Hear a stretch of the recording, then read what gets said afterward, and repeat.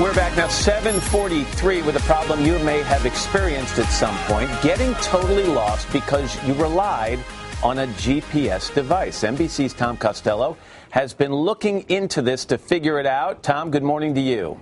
Hey, Matt, so why is it you can have 2, 3, 4, 5 different GPS devices, and they may tell you 5 different ways to get to the same location, or they may not even find it at all? Well, they're performing hundreds of calculations, and there may not be one single right answer, but also they're loaded very often with different mapping software. So what if the maps are wrong? It was only supposed to be a day trip into California's Death Valley for Donna Cooper, her daughter, and a friend. Drive 1.8 miles. Relying on the GPS they nicknamed Nell, but when they tried to return home, it was soon clear Nell was lost. Recalculating. Well, the road was pretty much like this. For 60 miles, she says, they were directed to roads that no longer exist. Around and around and around and around, and we just kept getting further and further and further into Death Valley. The temperature outside, 128 degrees. Please drive to highlighted route. Fearing for their lives, they left messages on their car, then broke into a shelter to get out of the heat.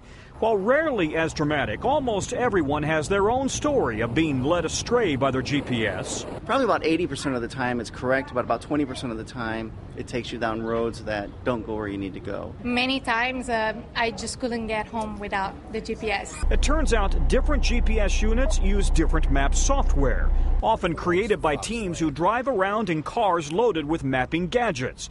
But not all units are up to date.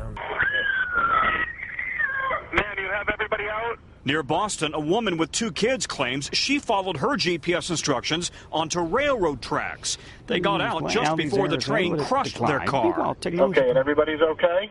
Yes. In some remote areas, the GPS may be relying on really old government maps. It's absolutely possible that there is data in there that's 10, 20, 40, 50 years old and would still show up on someone's GPS and be entirely wrong. The folks who published the Michelin travel maps did their own study and found 30% of all adults use some sort of GPS unit.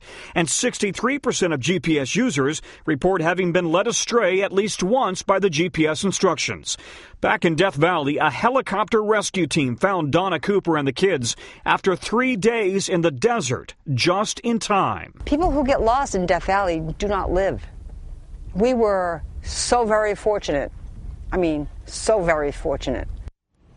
We asked the GPS industry to explain how this happens, and it declined. But the technology pros say it's important to update your GPS devices with the latest software. If you have a cell phone or mobile phone, chances are it updates automatically. The other alternative, I know this is hard for you and me, Matt, but bring a map. What is that, Tom? No. What is that paper thing you hold in your hand? But you know what? I've seen people, Tom, driving down the highway with maps on the dashboard above the steering wheels. We don't want people to do that either. That's a different Tom Costello story, distracted driving. Exactly right. All right, Tom, thanks very much.